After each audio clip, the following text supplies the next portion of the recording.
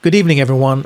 So it's a very rainy night here in Sweden. So I figured it'd be a good time to get cozy in my little workspace and talk about lead tones. So I get asked about my lead tone quite a bit. People ask about my other tones as well, but seeing as I'm probably seen as like a lead-centric player, I get that the lead tone is what interests people the most. So people wonder what kind of equipment I use, how I set things up, how I approach mixing, what kind of effects I'm using, and all of that. And for the few decades that I've been a recording musician, guitar player, I've been using all kinds of things and devices and amps and plugins for my tones. From the early Scorsymmetry days when I used a Behringer V amp, got some really harsh sounds out of it. Took quite a bit of mixing magic to make it work, but it was what I had at the time and what I could afford. And sometimes that's the thing that determines what kind of gear we can use. These days I'm finding myself more fortunate, and I think we all are, because we can get such high quality sounds for such little money. There's even, free plugins out there that sounds amazing. Yeah, so for recording, I am pretty much only using plugins for guitar tones these days. The only time I don't use a plugin for electric guitar is sometimes for clean sounds. I want to just use an DI and then use EQ and modulation and time effects on it. But for all amp needs, I'm doing plugins. So I figured I have a Cubase session here, a blank session. So we're gonna build a typical lead tone of mine up from scratch. And I'll show you the things I do, and I'm gonna show you something that's not easily replicatable. Is that a word? With real amps, because you would need 3 amps and 2 phaser pedals and splitter pedals. And yeah, but in the box, in your DAW, it's easy peasy lemon squeezy to set it up. But let's start with a humble little mono audio track. There we have it. And I'm gonna route my guitar to it. Oh. Need an input bus. Input bus. All right. It's a rather light night here. What's up with those sudden accents of mine? Holy shit. All right, so let's see. I'm not perfectly in tune, but for the purpose of this lesson, I think we can make do with what we have. So, yep, I have sound. I'm gonna get myself an amp sim. We're gonna do the Archetype Pliny. It's one of my favorite ones. There we go. Let's do this high gain amp. Turn off the reverb that is on by default, I think. No pedals are engaged, so it's gonna be like the amp and cab only.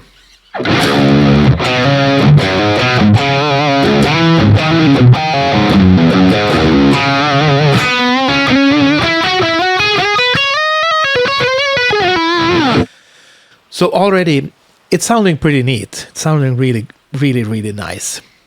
But I need a little bit more gain. I'm gonna engage the drive pedal, and I mean, check these knobs out. They are all at 12 o'clock. Same on the amp. I haven't really tweaked anything, and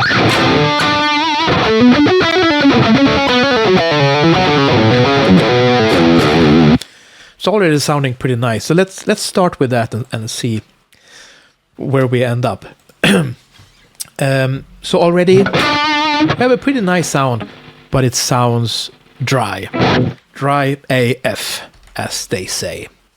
So let's bring out a reverb. We're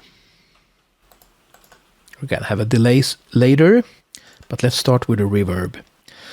Let's do Valhalla Room.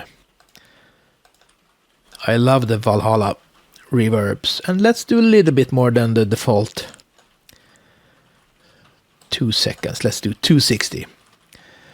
I'm not going to change anything else. Mix it is at 100%. So I'm just going to send a proper amount from the guitar tone to the reverb. Let's do -12. That's usually a good start.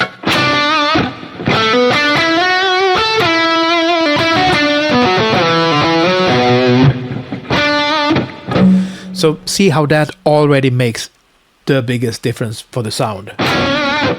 Remove it. It's like a different tone altogether.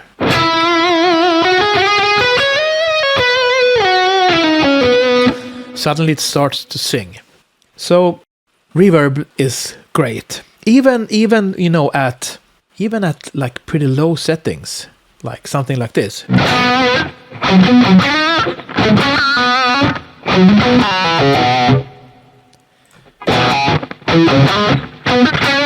Just have something that to embrace the tone and like code it a little bit is it's so good. It's so good. But let's get back to the setting. And I mean reverb, it doesn't only bring you like a tail to the sound and like stereo spread. It's also a EQ filter, an EQ curve. I mean, there are reverb settings and reverbs that are brighter or darker, and for distorted guitars, for lead guitars that sometimes can be, you know, just on the edge of being a little bit harsh. It can be nice to have delay and reverb that is not harsh. That's kind of, you know, sitting nicely behind the guitar tone and just coating it with only like the warm stuff. So let's bring out a delay. So let's pause this reverb for a little bit so we can fully appreciate what the delay will do for us. So I'm gonna go with Cubase own unassuming little ping pong delay, and this is like a super clean delay. Doesn't add any spice. It just delivers something very simple. And let's do 333 milliseconds and yeah, let's bring up the low filter to cut out some bass frequencies and some of the, yeah, I'm gonna set this over here, so I'm kind of mimicking what an analog delay would do, which would cut out a little bit of the top end. And spatial, I'm going 100%, meaning like the delay, what do you call them? Sometimes my brain is not braining, but you know what I'm getting at. The actual delays. That's what they are called. Yeah. So they are like full stereo width, and you can tuck that in a bit if you feel that makes it better for you. But all right. So as a reminder, the dry sound, then like a fair amount of delay here.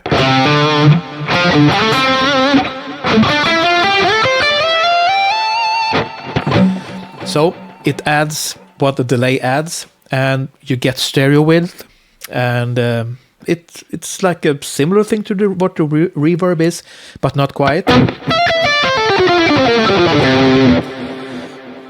And I prefer to have both reverb and delay for the most time. But what you can hear is you still have that very mono sounding main guitar tone right there in the middle. So it's still kind of mono sounding, even with the reverb.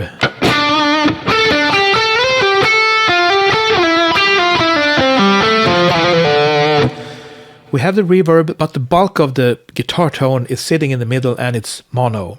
And even with the reverb and delay,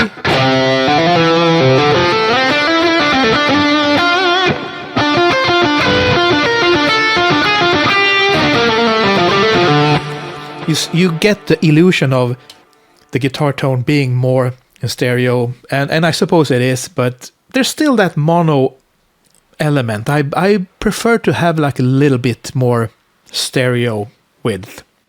And it's because now the stereo width is from stuff that comes after your guitar tone. The attack is mono, and right after comes reverb and delay, and that has stereo width.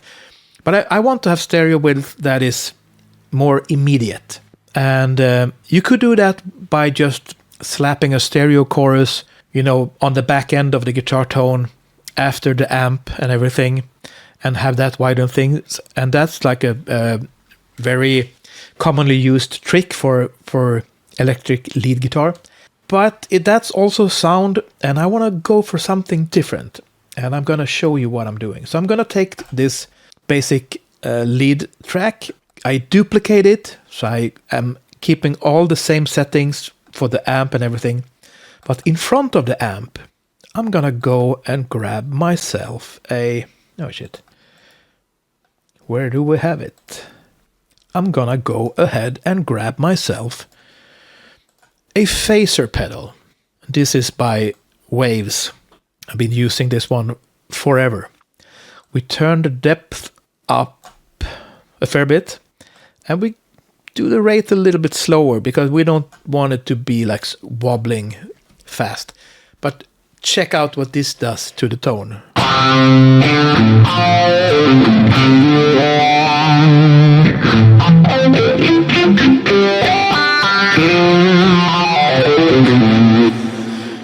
So you all recognize where that kind of sound comes from. It comes from a good place.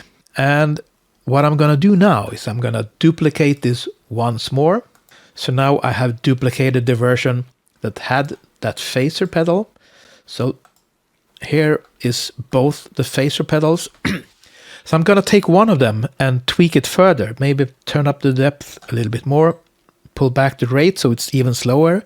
And this is important. The rate is the most important thing. Is that they are not phasing at the same speed, because this is what is going to give us the width that we need. So what I'm doing is I'm panning these two tracks hard left and right. I'm bringing them down by maybe 10 dB. So if I play these tracks together now,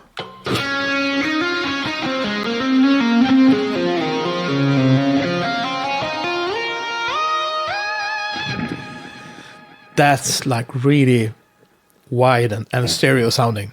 So I'm going to use these two tracks to sort of be the stereo friend that I so desperately need for my poor main mono lead track. So together,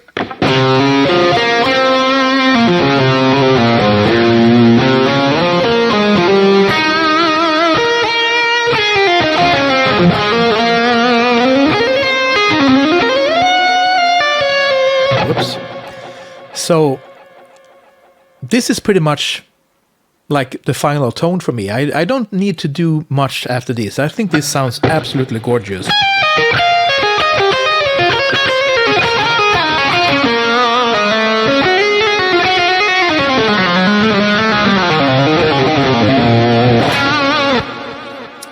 I'm gonna record myself noodling for a little bit, and then we can listen back to that and toggle these different effects in and out, and listen together what they do for the sound. So let's go. I'm gonna do something in let's do C sharp minor. It's one of my favorite keys of all times.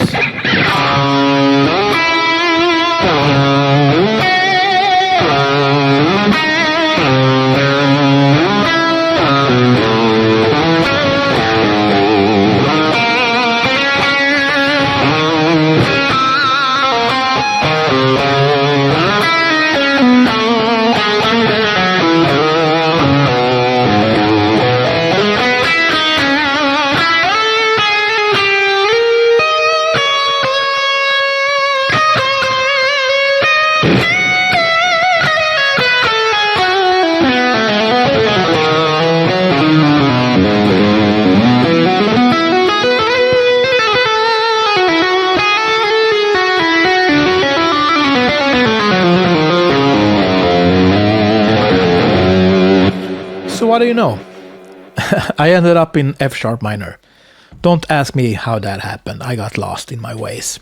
But let's listen back, and I'm gonna toggle the two phaser tracks that are panned hard and left and right. I'm gonna toggle them in and out, and you can see what that does to the stereo image. Let's take out the reverb and delay so it becomes abundantly clear. So this is obviously without the phaser.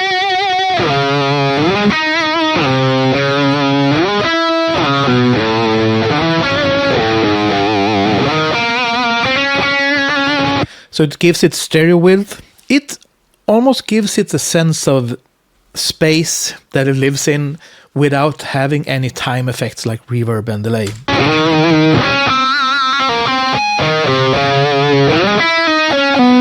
And then when you add them,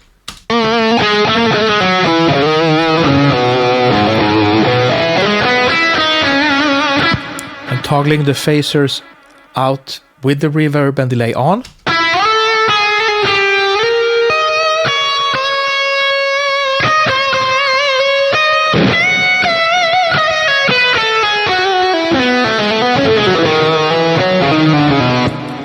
and what you can do also with the phaser tracks, I'm going to link them so that I can manipulate the fader with just one move.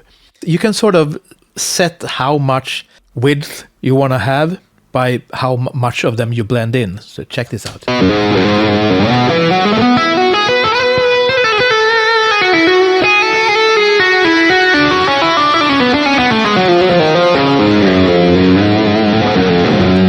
So it's also kind of nice sounding at that point as well.